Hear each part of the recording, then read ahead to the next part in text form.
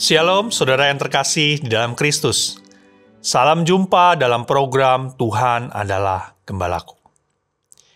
Saudara, seringkali kita mengagumi orang-orang mereka yang kuat di luar, yang tampil dengan begitu percaya diri, yang sepertinya bisa menguasai setiap situasi, yang tampak berhasil.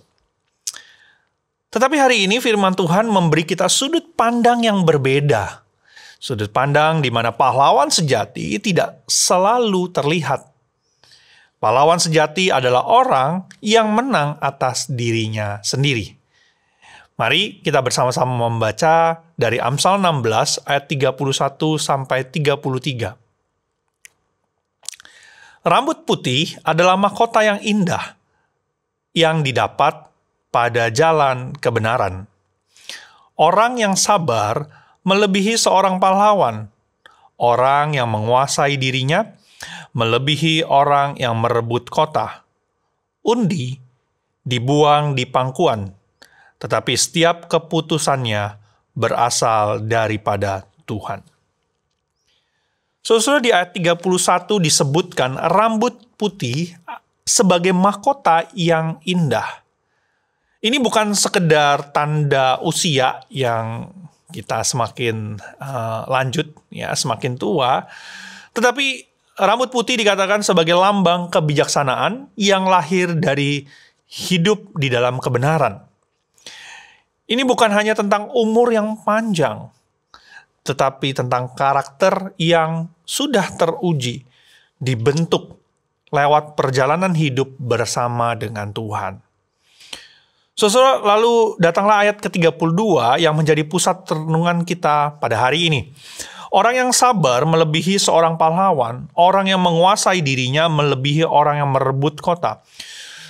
Saudara, ini sebuah kalimat perkataan yang cukup radikal, di mana di dunia yang mengagungkan, meninggikan kekuatan, keberanian, dan pencapaian secara fisik lahiriah, Tuhan justru menyebut apa? Orang yang sabar.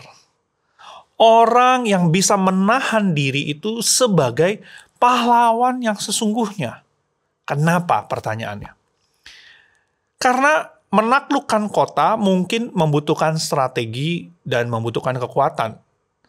Tetapi menaklukkan emosi kita, hawa nafsu kita, butuh apa? Butuh kerendahan hati.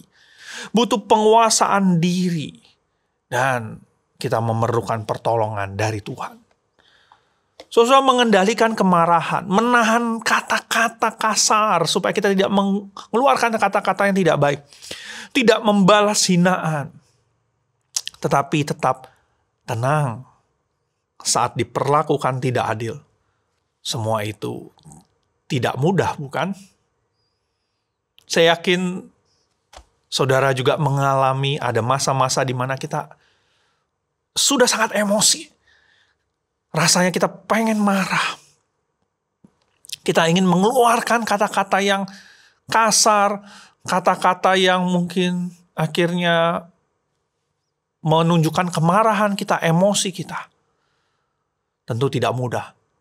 Tapi justru saat kita bisa mengendalikan diri kita, sabar, disitulah kemuliaan Tuhan dinyatakan.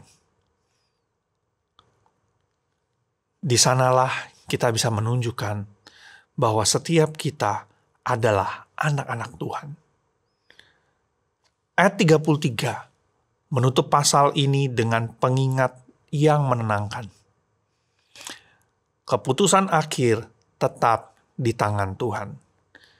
Bahkan jika segala usaha kita sepertinya gagal, tidak berhasil, Tuhan tetap bekerja dan mengatur hasil akhirnya.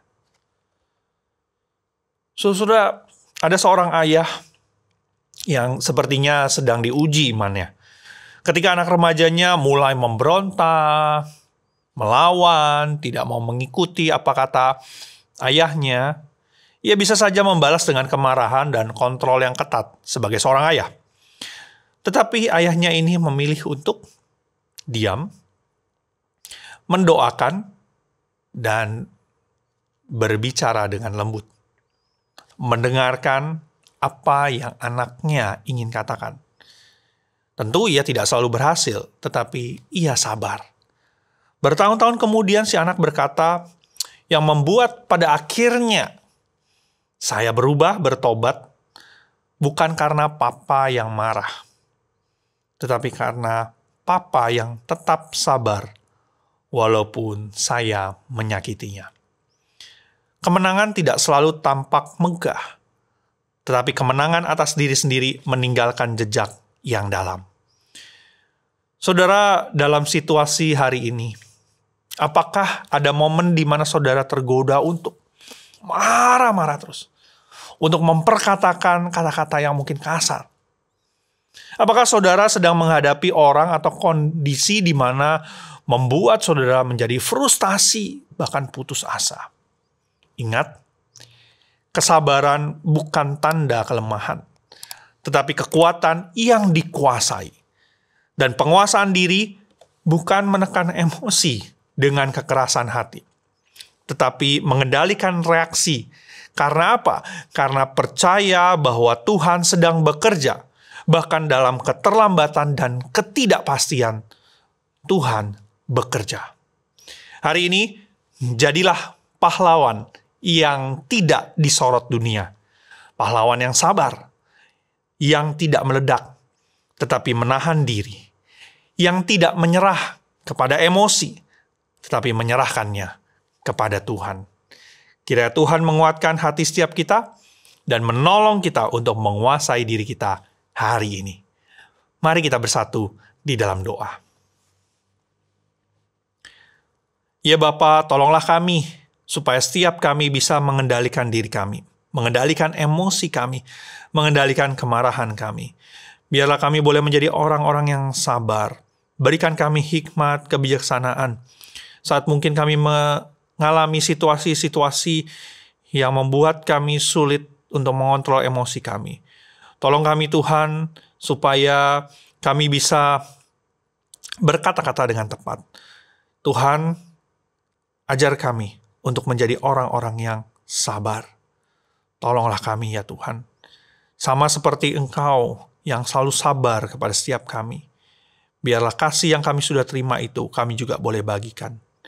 Kami menyerahkan diri kami ke dalam tangan-Mu. Tolonglah kami. Di dalam nama Tuhan kami, Tuhan Yesus, kami berdoa. Amin. Tuhan Yesus memberkati.